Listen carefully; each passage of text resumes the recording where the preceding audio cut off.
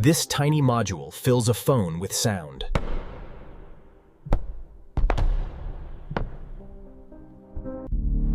Inside are a diaphragm, a coil, a magnet, and almost no wasted space.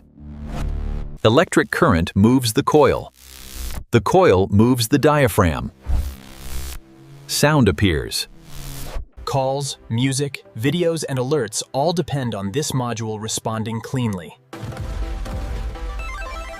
One feels tiny. Factories build them by the thousands. But almost nobody sees where phone speakers are made.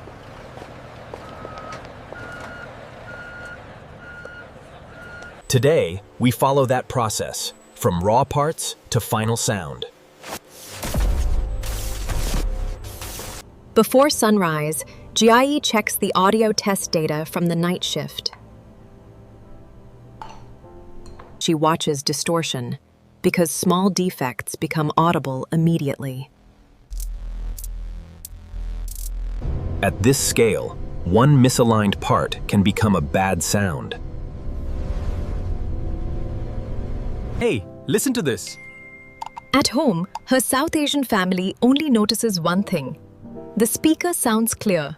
Inside assembly, dust is controlled, because dust can become noise later.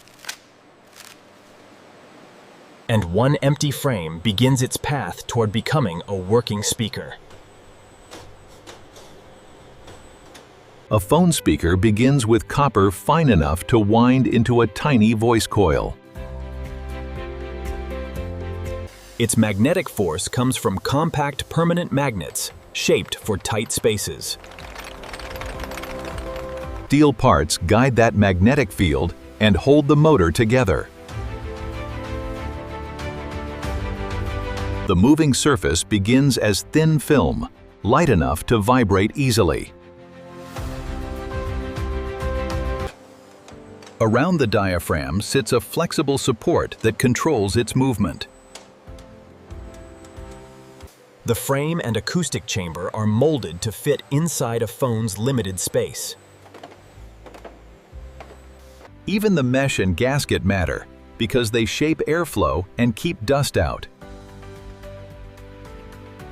Special adhesives hold the structure together without adding too much mass. Nothing reaches the line before dimensions and consistency are checked. Only approved parts move into speaker assembly.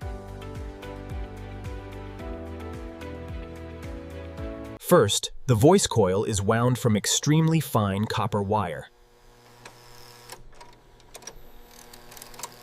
Its size is tiny, but its shape must stay exact.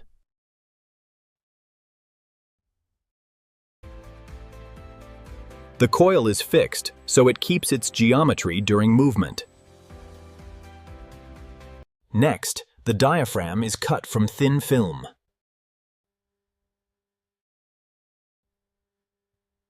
Its shape is formed to move air without losing control. Now the coil is attached to the diaphragm, it will drive. A flexible support is added so the diaphragm can move and return cleanly. Separately, the magnetic motor is assembled from steel and permanent magnets. Inside that motor, a narrow gap is created for the voice coil. If the coil drifts here, the speaker rubs and the sound turns bad. Now the frame is ready to receive the acoustic system. The motor is fixed into the frame first.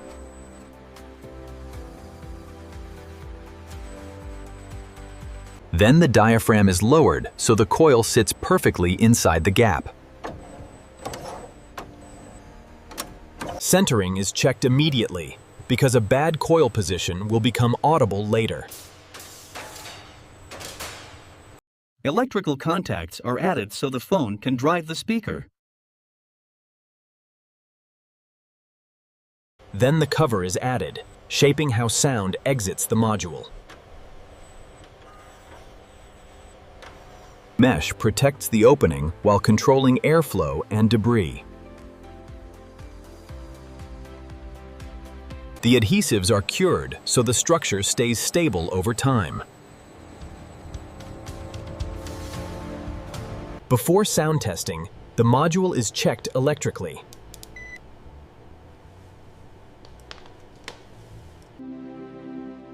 Then the speaker makes sound for the first time.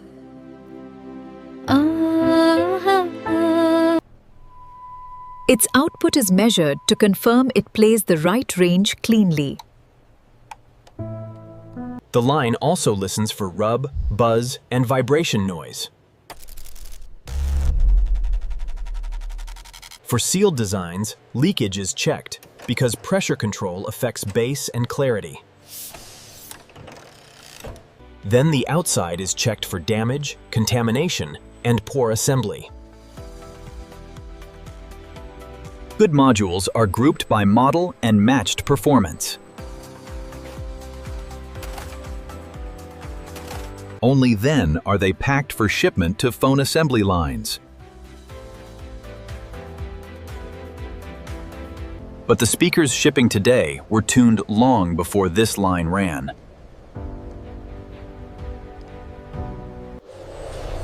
Inside, engineers chase louder sound, lower distortion, and better bass from almost no space.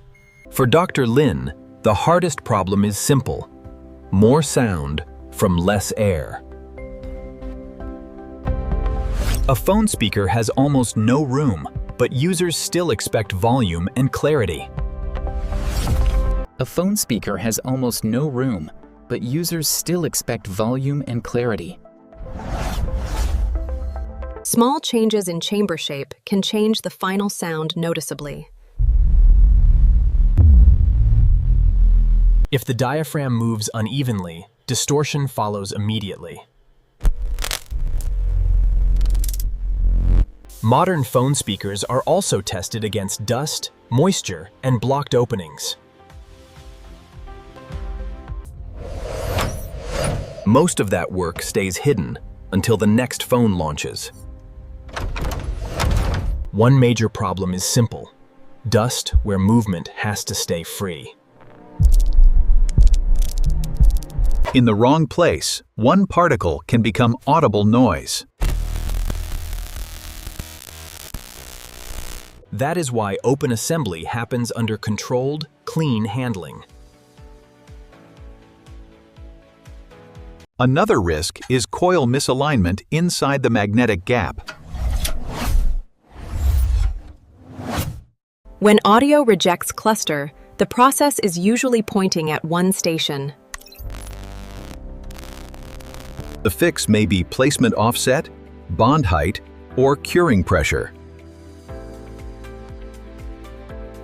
Too much adhesive adds mass and changes how the diaphragm responds. So adhesive volume is controlled as carefully as the mechanical parts.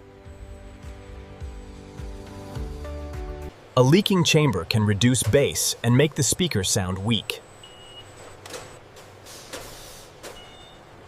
A good phone speaker is not luck. It is repeatable alignment and control. What sounds small in your hand begins here in quiet, repeated precision. These modules become the voices, alarms, and media output of modern phones. Yes, that sounds wonderful. I'll meet you there around 7 then. Others handle music, videos, and alerts through the phone's main speaker. For many users, this module defines how the phone feels every day. That is why a part this small carries so much acoustic work. She trusts the raw sound data before she trusts the summary chart.